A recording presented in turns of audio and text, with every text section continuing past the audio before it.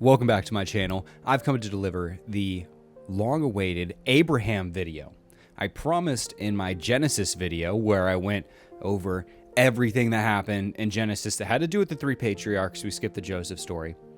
But I got obsessed with Abraham, and I thought, as I learned the story, I had to go through all the extra biblical sources, things like the Midrash, the Talmud, where there's more information and lore than there is just in the regular Tanakh, Hebrew Bible, whatever you want to call it, the Old Testament. So in this video, I'm going to be going over Abraham in 5 levels of complexity, starting with level 1, which will just be your basic Sunday school Abraham video, finally ending in level 5, which I'm not going to spoil because it involves research on Abraham so deep, I didn't even uncover it for well over 100 hours of reading and researching for these videos. And when I found it, I'm serious, it sent chills down my spine because I had to readjust who I thought Abraham even was.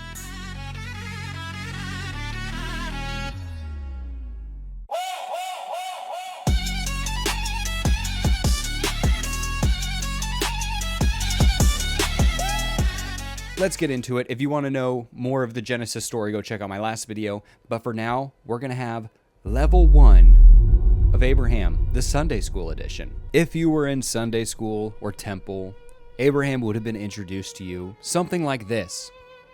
Abraham lived in Mesopotamia in a city called Ur. He was called upon by the Lord to leave. The Lord promised Abraham, "Your descendants will be as numerous as the stars, so long as you are loyal to me." Abraham agrees, which involves circumcision, and that is how we have a covenant to the Lord. And he sets out to place altars for the Lord after he gets circumcised. One day, the Lord tells Abraham's wife, Sarah, that she will bear a child. This scares her since she is 90 years old and Abraham's 100. But the child is born, and he is named Isaac. However, the Lord demands a sacrifice. Abraham takes his son Isaac to a sacrificial altar and binds him down.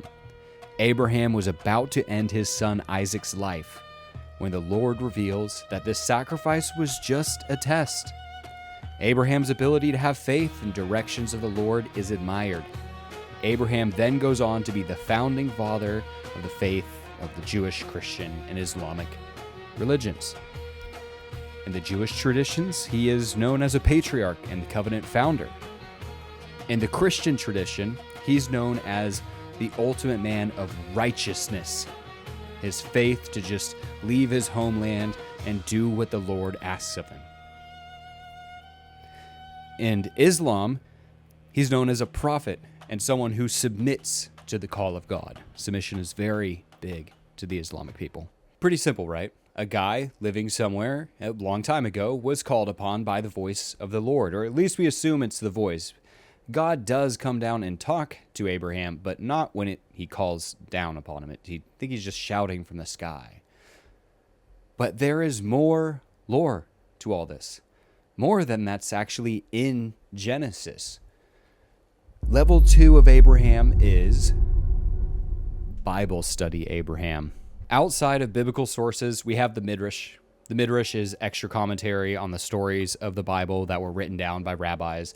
In the commentary on Genesis, we actually find additional lore on our boy Abraham, mostly when he was a kid. First of all, let's go over Abraham's birth. There are 3 primary differences in Abraham's birth throughout the text that I can find. These will get increasingly lame as I read them. Number 1, his prophesied birth. A star appears and Nimrod tasks his astrologers with finding and killing Abraham. 2, Abraham is hidden in a cave by his mother. 3, Abraham casts away crows from a field. Which one do you think is most impressive? Another common story you'll see is Abraham consulting the stars. He goes out into a field to meditate, which he is known to do. He meditates other times in the Genesis. But he goes out and notices that the sun and moon set. The planets have random motions, or what we now know is called retrogrades. And he decided then that since they set and have random motions, they must be controlled by some other being. Therefore, through the power of Logos, Abraham discovers the Lord. Once Abraham discovers the Lord, he immediately goes back to his father and he starts destroying all the idols, because Abraham's father, Terah, is actually an idol maker. That's right. Abraham comes from a family who specializes in making idols that other people worship. These would be idols made out of stone or wood or precious metals if they had it. Abraham denounces all idol worship, smashes all of them, and says it's in the name of the Lord. Finally, Nimrod does manage to capture Abraham and casts him into a fire, because Abraham worshipped this Lord that he has found, but he would not worship Nimrod. Nimrod burns Abraham. Only once he's cast into the fire, he doesn't burn. So that's the additional lore that was actually established way after the traditions of Abraham, when the Talmud and the Midrash were being written. But knowing when things are written actually gives us a ton of context as to what they were actually trying to say. None of Genesis is historical as in a historical document. Genesis is historical because of the cultural memory that it holds. When you understand more of the culture, you get more of the memory. That leads us to level 3, source material. Now, this goes deeper into the Hebrew Bible, but it's important to know because source material highly affects Genesis. It's not all from one author. The documentary hypothesis is one of the leading ideas of how the Bible was actually written. It's super hard to date a lot of these texts, but what we find is that there tend to be 4 sources to the Old Testament. The oldest source is the Yahwist. That's where we get the Yahweh God, and that tends to stress on Judah. Judah would later on that would be the name that would encompass the good side of the Israel kingdom when they split. The Yahwist source really stresses its leaders, secession, and who was in charge. In Genesis, the parts that are written with the Yahwist sources, God is very much walking and talking with us. He'll go, I remembered, or he'll remember people. He'll actually have to go places. And finally, in Exodus later, it's Mount Sinai, where Moses talks to God. The second oldest source is the Elohist source. This stresses northern Israel, what later becomes the bad side of the Israeli kingdom when they split. This stresses the prophecies, and it has super refined speeches about God. He usually speaks in dreams, or like Jacob's ladder has someone has a dream and it has a big vision where God speaks to them through images. And God is Elohim until Exodus 3, when he says, finally, my God, my name is Yahweh. And the Elohist versions, Sinai is Horeb, which is where they were trying to build that giant line building in Saudi Arabia. Remember, it got canceled. The third oldest is the priestly source, which they used to think that the Elohist source and the priestly source were the same. They later separated them. The priestly sources stress on Judah again. It stresses a lot on the cultic, so rules for the priests, or, if you have how much money you have to give the priest, how many sacrifices you have to give them. Has super majestic speeches about God. That's where you get the more salvation and praise type speeches. God is also Elohim there. That's why they thought the Elohist and the priestly were the same, until they found out that the priestly were later additions. And the priestly has a ton of genealogies and lists. So with the Elohist and the priestly, this is going to be favored by land-owning Israelis, because this is going to be more focusing on Israel was given through the patriarchs because they purchased and settled on the land. Whereas the Yahwist was more leader-based, so whoever was the leader would own the land. Finally, we have the Deuteronomist sources, which those are the ones that talk a lot about the rules, just to sum it up again. And God is always Yahweh, is never Elohim or anything like that. Essentially, only the oldest sources have mention of God coming down and talking with people or remembering people. Later on, God talks through either dreams, through prophets, or his words are recalled upon. The reason this is important is so that when we then look further into Genesis, we can see instances where God is being used in different languages. Prior to 1500 BC, which is when we would have to assume the stories and traditions of Abraham took place if we were going along with what the Bible says, El would have been the god of gods, the Zeus of the time and place. Baal arrived and overtook the throne around 1500 BC, give or take. That's why the older and more northern sources have El or Elohim as the name for God as a reference to El, where Yahweh was always way more of a rival with Baal. Baal is mentioned almost every page in the Old Testament. Yahweh hates this dude. If you want to be a good Jew, you can't worship Baal. Here's a great chart for reference. It starts with the Moses and Joshua era, when they escaped from Egypt, and then Joshua going around the walls of Jericho until they fall down. It's all oral tradition back then. They're just telling stories. Only later, after David dies, when King Solomon has the kingdom, that's when you have the written language, the biblical Hebrew, which is different than modern day Hebrew. Then you have the Yahweh sources actually starting being written down. The Elohist sources, shortly after the fall of the northern kingdom, so that would have been the split where you had the king of Judah and the king of Israel. And in the Old Testament, the king of Israel, or the kingdom of Israel, they're kind of like the bad guys. They always worship other gods. Then later, after the return of the exile in Babylon, where King Nebuchadnezzar took everyone away, that's when you start to see all four sources culminate into just one, what we would now know as the Old Testament, or what I know as the Tanakh. Only after the second Exodus, where Nebuchadnezzar took away everyone into Babylon, and when people returned, then you see the four sources come together into what we would now know as the Torah. If you look at the evidence, the year 444 is a pretty solid year to assume that the Torah was finalized and written down in the biblical Hebrew as we know today. But remember, the stories in the Torah ended in 1200 BC, or roughly according to the genealogies of the Torah, meaning that there is this enormous gap in between the events when they were proposed to happen and when it was written down.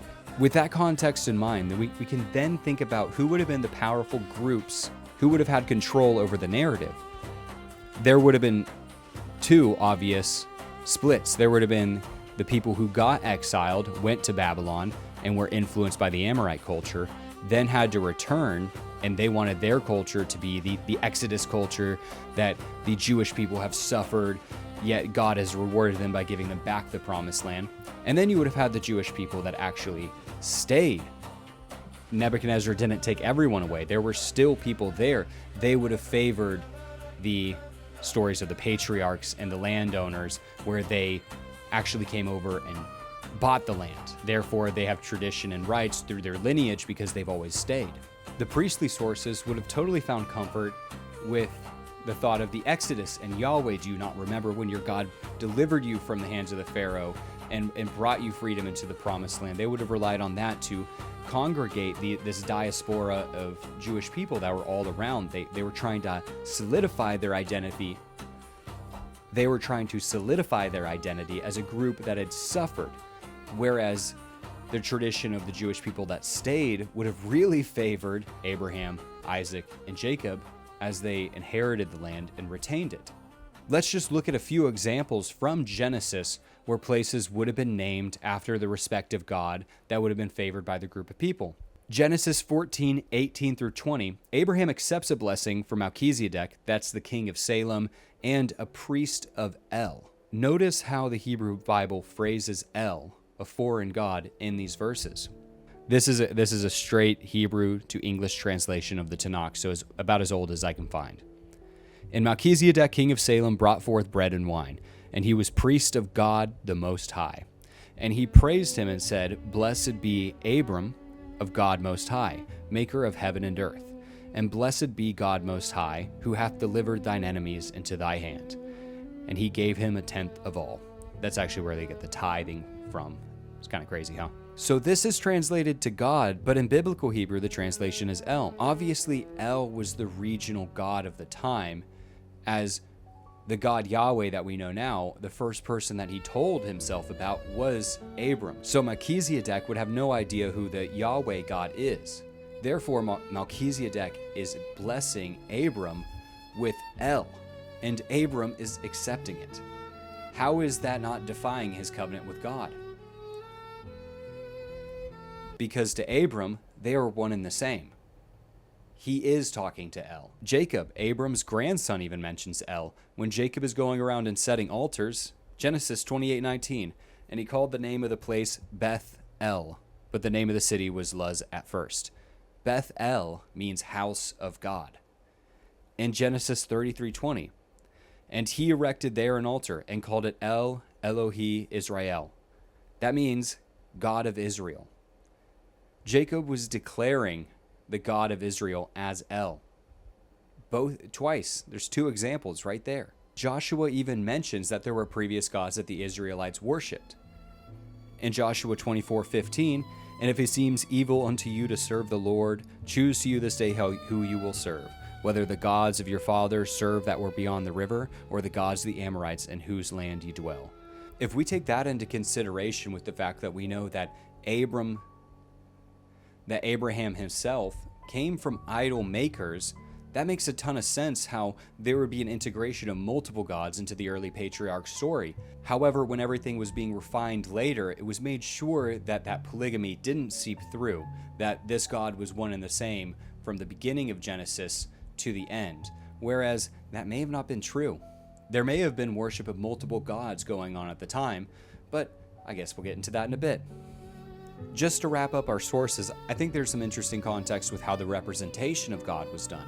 As we know later on, there's no image of God allowed at all. But we do have artifacts such as this Yahweh bowl. And here's an image they really don't want you to see, but is an image of Yahweh when he was with Asherah and the council of other gods. Therefore, people in the kingdom of Judah and the kingdom of Israel would have had worship of Yahweh like this. Obviously, that doesn't make it into the Bible, but it exists archaeologically. Speaking of archaeology, let's go into level 4 of Abraham, which is the ancient Near East. All the other countries and civilizations that were around, what do they have to say about the story of Abraham? First of all, we actually do have a Babylonian kings list, which references all the kings of Babylon around the time period that Abraham would have had to existed in, given the timeline in the Tanakh. Nimrod is often quoted, and there's a lot of history known about him. Therefore, it's safe to assume that these are Israelite origins. These are not origins of actual Babylonian kings, merely a conception of what the Israelite people thought a Babylonian king would be, and how they felt emotionally Babylonian kings were, culminating in Nimrod. I mean, Babylon even has a flood myth where a guy has to build a boat to survive a flood. Look at him. You can see him right there, building a boat. Another huge piece of evidence that shows the manipulation of the timeline is actually the phrase Chaldean itself. Abraham is referenced as being a Chaldean. Chaldeans did not exist until 1100 AD, 100 years after the events ended in the Torah. If we want to be clear and straight with what's said in Genesis, we need Abraham to exist in 2000 BC, not 1100 BC. Here you can see a map of where Chaldea, where the Chaldeans would have been. And yeah, we already have Assyria as a capital, Macedonia and Greece. This is way later. This is not 2000 BC. However, the deeper I dig, I do see connections of the story of Abraham and ancient Ur of around the time 2000 BC. I was reading this book on the history of Babylon and had a few things that I took away to really add context. So the Amorite dynasty, the Amorites often mentioned in Genesis and throughout the Tanakh with a ton of despair. They don't like them. The Amorite dynasty is actually the Babylonian dynasty where King Hammurabi comes from, Hammurabi's laws and codes. So the Amorite dynasty took over sections of Mesopotamia from about 2000 BC to 1700 BC. Ur, which is the city where Abraham is said to come from, was decaying at that time. So around 2000 BC, there would have been a lack of water to support the population, and that would have pushed people out and to live in nomadic lifestyle, which Abraham did. There is evidence that sections of southern Mesopotamia, like Ur, would have specialized in textile and metal exports.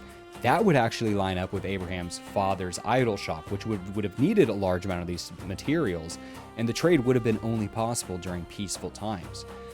So Abraham, if we put two and two together, we can see, saw the failing idol shop in a failing city and decided to dip and go live a nomadic lifestyle with a ton of other people that were doing the same. Additionally, with the idols, there was a new concentration on personal gods. These personal gods needed specific rituals to bind to a person, and if the person went against the god's wishes, that god would punish the sin. This person would then need a cleansing ritual to rebind themselves to a god. That sounds familiar, and is shocking to think about that at the time of Abraham leaving Ur, as proposed in the Bible, there was a new concentration on personal gods of everyone, not just him. Gods that would punish you if you sinned against them, gods that would need initiation rituals like circumcision. And from what I can research, I can't find circumcision anywhere else, so I don't know if that was just his cool new idea, but if so, thanks, bro, I guess. All right, it's time. Level 5 of Abraham. What's going to happen? What's going on here? Well, there is an unsuspecting special guest in this episode, and it's the Mormons. I didn't expect to be talking about them. What do the Mormons have to do with Abraham, the founding father of these three major monotheistic religions? Well, back in the day, the Mormons purchased papyri, that's Egyptian scrolls, from an Egyptian marketplace. And on this papyri is said to be ancient texts about our boy Abraham. They call it the Book of Abraham. Level 5, Book of Abraham. To give you some quick context, in the early 19th century, that's 1800, hate when they do that, there was an archaeological expedition by a guy named Antonio Libolo, and he had a bunch of stuff for sale on a traveling mummy expedition. This was in 1835, and Joseph Smith, the actual Joseph Smith that found those golden tablets, purchased stuff from him. It was a book of ancient records, reported to be the writings of Abraham himself while he was in Egypt.